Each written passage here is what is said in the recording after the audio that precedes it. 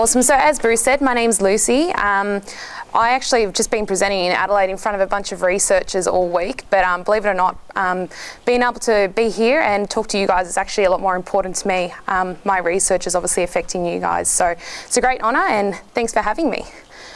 So my project is looking at sheep production on a new range of pasture legumes for use here in southern Australia, predominantly in the mixed farming zone. So we all know the purpose of our annual regenerating legumes. Currently here in southern Australia, subterranean clover and our medic species are our most predominantly used species. However, a lot of you would know that there's a lot of limitations to these species now, especially with changes in our climate. They're affected by our climatic, edaphatic and also biological factors. They're continually starting to show us that they have poor drought tolerance in less than average rainfall years. They're either showing poor or even complete failure of seed set, resulting in poor regeneration and also pasture productivity in following years. They also have a lot lower level of hard seed, resulting in a lot less ability to withstand those false breaks. They also have a lot less adaptability to both acidic and also saline soils, and they're also becoming a lot more common to those dreaded pasture diseases and also pest issues. So lucerne is also a really common legume that's used here in the southern mixed farming zone. Although it's a perennial, it's still important to note that lucerne is also a lot less adaptable to those acidic soils. And they're also being a perennial, it's also a lot harder to incorporate them into the crop pasture rotation system. Also talking about just grass systems as well. Again, with those perennials, hard to be able to incorporate them into the crop pasture rotation system, and some can also be a lot less tolerant to dry conditions, phalaris, one in particular, which I'll be talking about today. So as a result of these issues, a number of second generation hard-seeded, self-regenerating annual pasture legumes were developed and introduced into our systems, predominantly for use in cropping systems. You can see here, so numbers linked to our pictures. We had arrowleaf clover, Biserrula, bladder clover, gland clover and French Serradella that were developed. And this was from a lot of research programs that underwent from the mid-1980s through to the 2000s. So currently we know that there's widespread adaptation for use in these mixed farming systems, and there's obviously use for them both in ruminant production and also the provision of nitrogen in our mixed farming systems in that crop cycle. So currently we know a lot about these legumes in terms of their agronomic uses. We know a lot about their pasture production, the actual root systems of these, as well as their ability to be able to withstand those drought years. So here you can see so our traditional species sub-clover compared to our other three second generation legumes. This is looking at the root systems of these legumes, and you can see that there's a huge difference there from the sub-clover, particularly with the Biserrula and also the French Serradella. Interestingly, with both Biserrula and French Serradella, they have an indeterminate flowering habit, which means that as long as the season remains favourable or that they can access that moisture, they're able to remain green and productive. So we're looking at being able to increase the productive and green stage of these plants long into the season, even into the summer in some instances. Looking at their high herbage production as well. So this is actually some results collected from Belinda Hackney. Some of you would be familiar with Belinda. So this was in a recent drought year in Junee Reefs in 2008.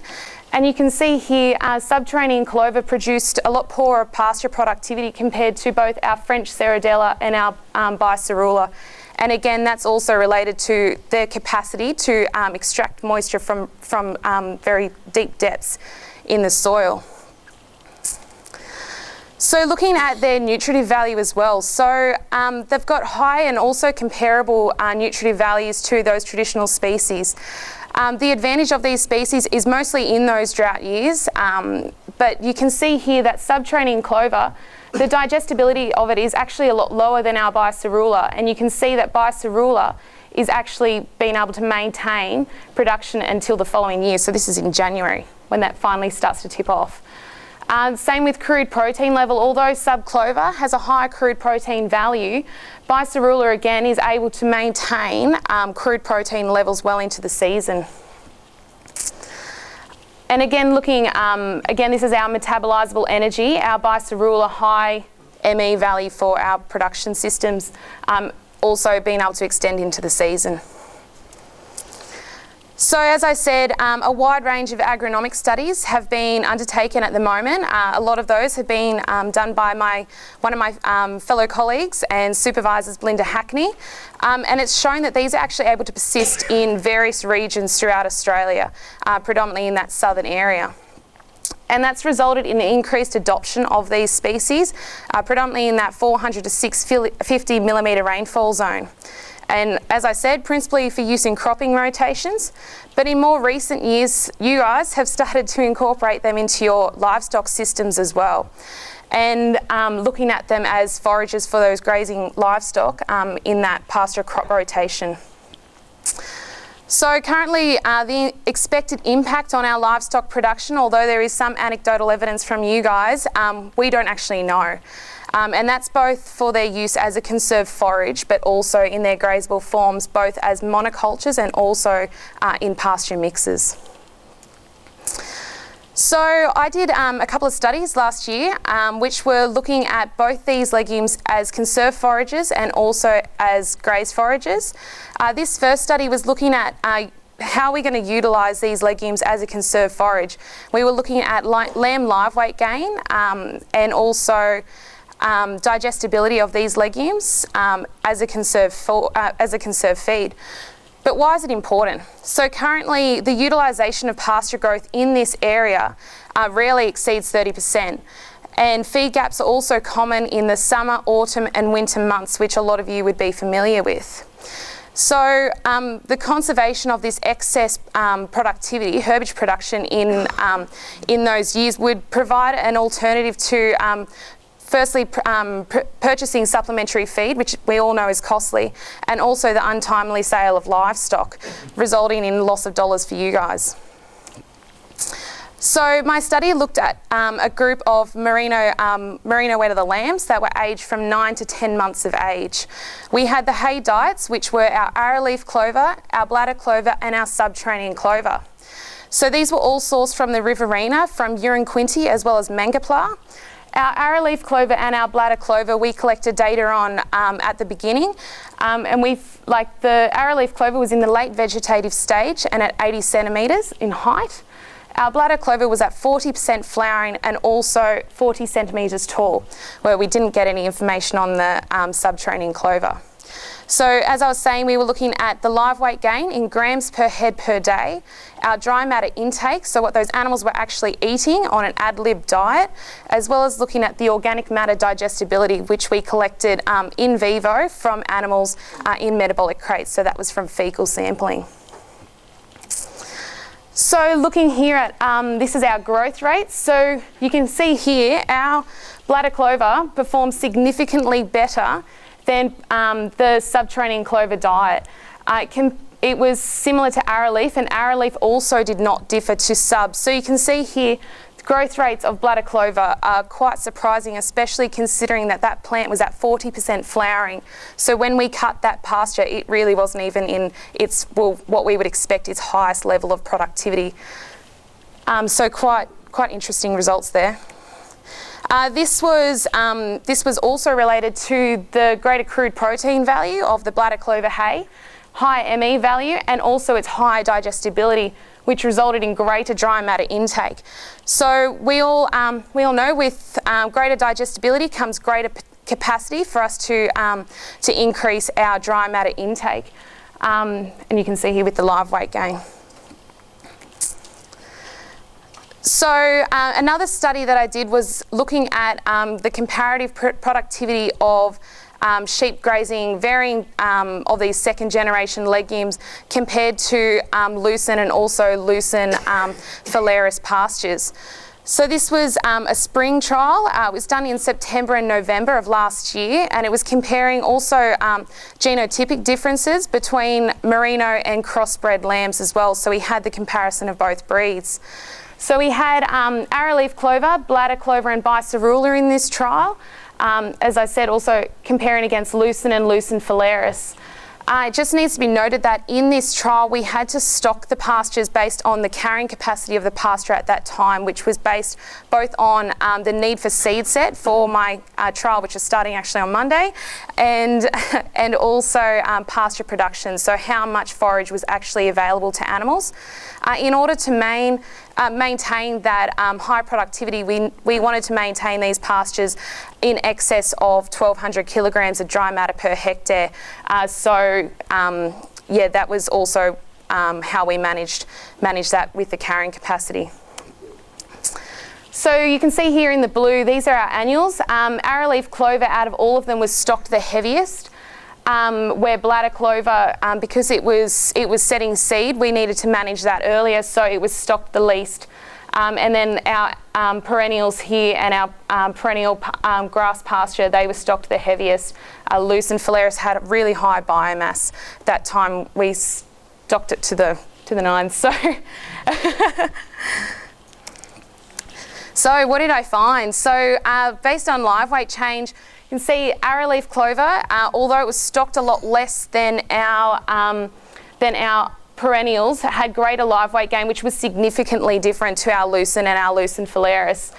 Our bladder was also significantly different to our Lucerne and Lucerne-phalaris, but it didn't differ to our arrowleaf.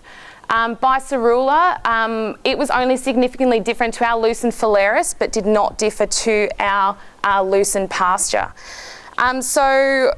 Talking about we had a few animals that were actually removed from Biserrula pastures. They were showing like some mild signs of primary photosensitization. Can I just get a show of hands of anyone who grows Biserrula in the room? There's a few of you. Some of you would be familiar with it, and generally animals will self-resolve, which we also found in this study as well, that some animals were self-resolving. But yeah, that's also productivity, although we haven't ran the stats on it, may also be due to that, but you can see here that still a lot higher than Lucerne-phalaris. So what does this mean in dollar values per hectare? So our arrowleaf clover had greater value in dollars per hectare compared to any of our other pasture treatments. And noting again that those were actually stocked a lot less than our perennials, so it was largely attributable to our high growth rates in that pasture. And comparing that to our perennials and our perennial mixes, so Lucerne had the second highest value for production, but and this was based on a $2.80 kilos live weight value. So you can see here that although these performed a lot better, these weren't managed for seed sets, so the comparison, the fact that we didn't have to manage them for seed set and we were able to stock them heavier is more the reason why the dollar in kilograms per hectare is greater there. So what does this mean for you guys? So we found that when looking at these legumes both as conserved and also grazable forages, they have equivalent or even greater potential to put on live weight in our livestock, and that's both in our merino and also our crossbred breed sheep. So you'll be able to see some of the take-home messages in the booklet, but our bladder clover in particular, I think, is quite an interesting plant based on the productivity of that pasture, and also that conserved forage. There's quite a lot of potential for that, I think, for use here in the Riverina and potentially also in other areas as well. And we know that this is attributable to its high value in terms of the nutrition and also its pasture productivity.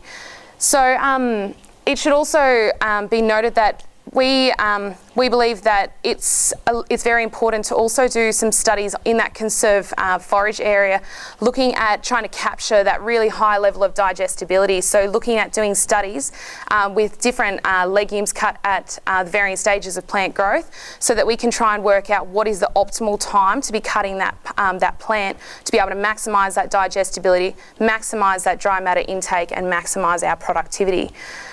This year, as I said, I'm starting next week a grazing trial, which is looking at these pasture legumes, the arrowleaf clover, the bladder clover, and also the Biserrula, as well as French serradella and gland clover this year, both as monocultures but also oversown with a cereal oat. So we're trying to maximise our winter production, increase that protein energy balance, and also increase our productivity in the winter as well as the spring period. So I think my time's probably nearly up, is it, Bruce? Excellent. So yeah, thanks so much to Meat and Livestock Australia and also AWI for funding this research. A huge thanks to my supervisors and also a TO who works for one of my supervisors, John Piltz. Really want to thank Simon Flynn. Some of you would probably know Flinny, and he was an absolute bloody legend. So yeah, he helped me a lot. Also, yeah, thanks to all the students who helped me out. I managed to con a few to do work placement with me, which meant free labour and good hands. So yeah, thanks very much.